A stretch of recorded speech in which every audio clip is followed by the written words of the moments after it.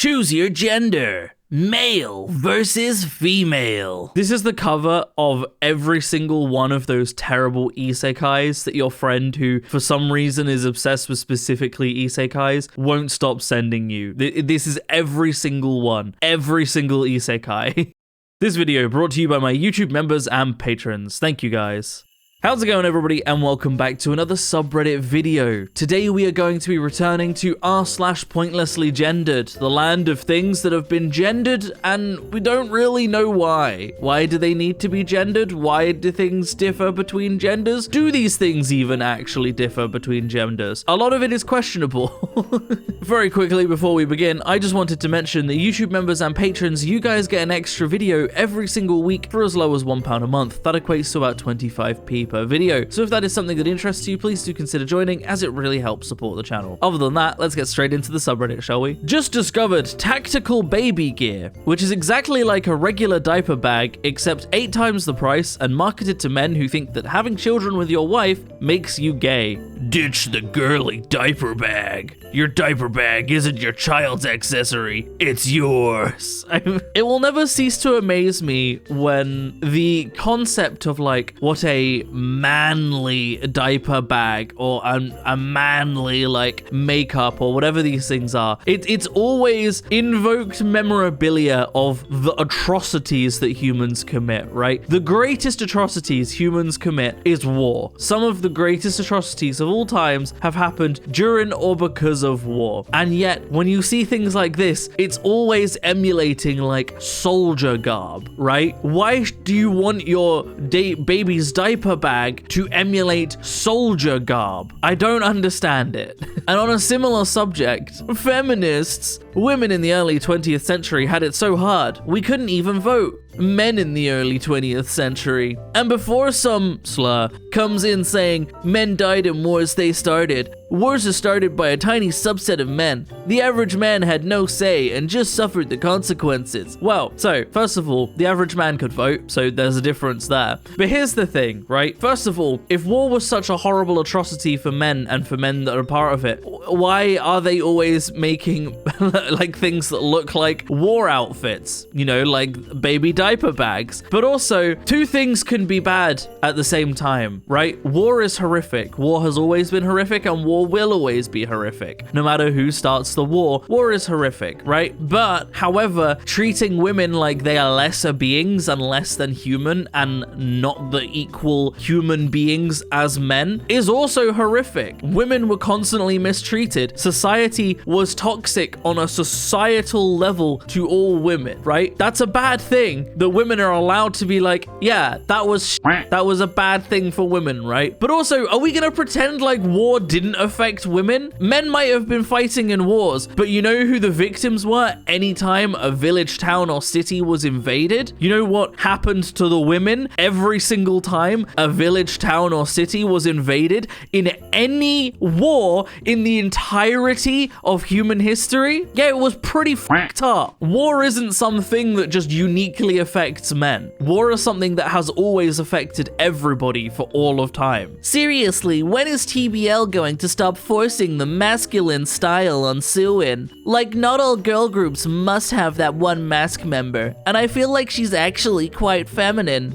Masculine is when pants. Yeah, like, is the masculine in the room with us here? Because, I don't know, I feel like if you showed this picture to anybody in pretty much any world standard, every single one of the women in this photo would be considered very standardly feminine, right? This is a very feminine picture of a group of very feminine women. On a global standard, I think all of these women would be considered very feminine, right? I don't see masculine going on in here just because she's wearing trousers. Just because she's wearing trousers, is that it? That's what makes her masculine. Trousers is masculine. Really? We're in the 21st century. We're in 2025 and people are still like, if you wear trousers, you must be masculine. It's not the 1800s anymore, dog.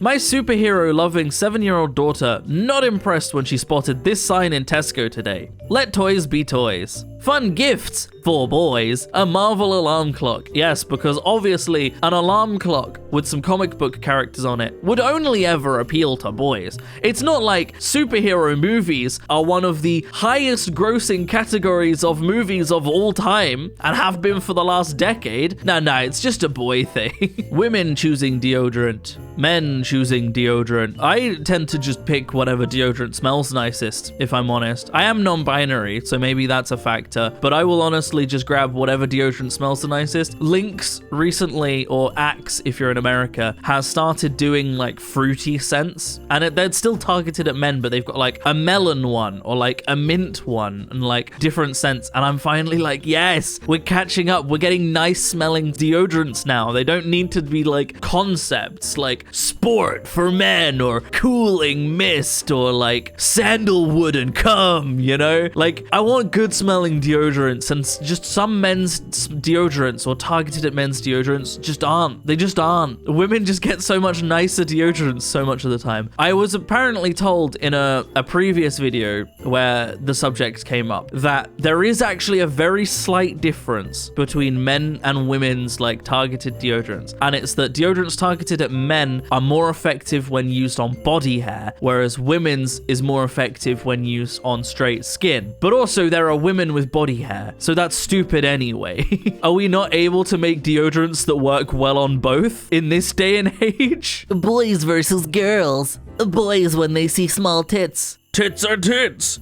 Girls when they see small dicks. I mean, I won't say there isn't a stigma around small penises, because there is and there always has been. But also, let's be honest, like 2/3 of the stigma around small penises are pushed by other men. Probably more than 2/3, in fact. The majority of the people that make small penis jokes are men. Like, we're just gonna put that out there. But also, are we gonna pretend like there isn't also a stigma and hasn't always been a stigma around girls with small boobs? Because that has always been a thing. That's always been a thing. Like, I would say, yes, societally, there's probably a bigger stigma around small peens, right? But that doesn't mean there hasn't also always been a stigma around small boobs. You really don't even realize how unfunny men are until they start sending you memes. Like, you laughed at that? You thought I would find that funny? I don't understand dating someone who just takes all of the fun out of everything you do. And this isn't a gendered comment, right? Men date women who do it, women date men who do it, men date men who do it, women date women who do it. I just don't understand entering a relationship with someone where someone sends you something that they found funny and you just draw all of the humor and fun out of it. You turn it into a raisin of a depressing little post nugget because you decided that you just don't want to let them have fun. Let people laugh at the memes they laugh at, okay? Everybody sends each other shitty memes, but quite often the shittiest memes are the funniest. This has nothing to do with being a man, okay? Plenty of women also spread around the same memes. That's a girl drink. Okay, Brock, enjoy your 5% bread-flavored soda. I'm drinking a fruit smoothie that'll have me fucked up beyond recognition in 15 minutes. It's called efficiency. Honestly, I don't understand caring about what someone else is drinking, whether you think they're drinking a girl drink or not, you know? I drink a lot of drinks that would probably be considered man drinks, you know? I drink beer. I like beer. I also drink cider. I like cider. I also drink mead. I like mead. But then I also drink, like, for example, I can say this now because this video is coming out after Christmas. It won't spoil it for Leo, but me and Leo went to a Korean restaurant not long ago. Genuinely fucking incredible. I'll put the name of the restaurant up on screen right now. If you're ever in Brighton, go there. God, their vegan chicken was so good. It's genuinely one of the best things I've ever eaten. Anyway, besides the point, we went there and they had cocktails. And me and Leo, we were feeling fruity. We were feeling like cocktails. They had one made of a Japanese liquor called Midori, which is a watermelon liquor. And it's like luminous green. It was so sweet, but it was so good. I will happily drink a watermelon liqueur that will fuck me up because it tastes amazing. And I don't give a shit what other people think about it. When men need money, when women need money. So, multiple things. First of all, I think this is just straight up misogyny, as well as just being pointlessly gendered. But like, plenty of women work minimum wage jobs, and also plenty of men have OnlyFans. There are definitely men who resort to OnlyFans when they are desperate for money. I've considered it, you know?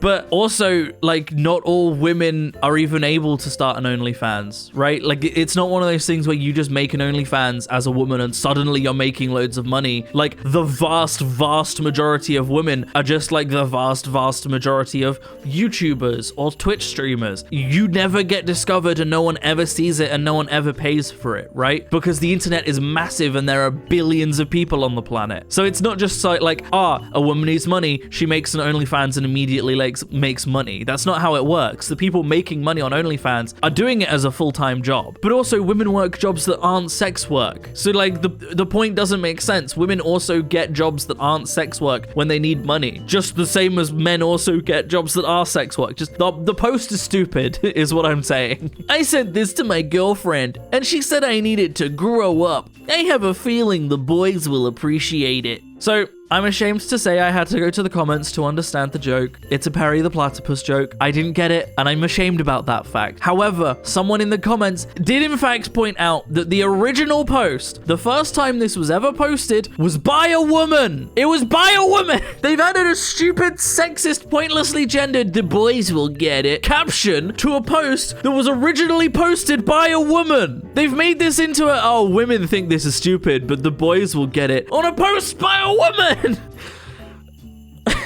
That just annoys me. Like, to an unreasonable extent. It really does. Women posted to r/funny memes, so you know you're about to see the least funny shit you've ever seen in your life. Disfiguring plastic surgery. Good-looking women. So, first of all, yeah, this is a problem. Like, cosmetic surgery companies prey on insecurities. This is something that the media constantly pushes. This is something that Hollywood and magazines and TV and everything, all of the media pushes unrealistic beauty standards on people. And cosmetic surgery companies make a fucking killing for it. One of the things that made me the most depressed I have ever seen in my life was when I was doing a video on They Can Always Tell, and they were calling out Adam's apples, right? Women can have Adam's apples. But when I was looking up women's Adam's apples, you know what I found? I found Adam's apples reduction surgeries. There are companies preying on the insecurities of women who don't feel feminine enough because they have an Adam's apple and offer services where they will shave it down for you because you have a natural thing that like everyone has, just some people have more prominent than others,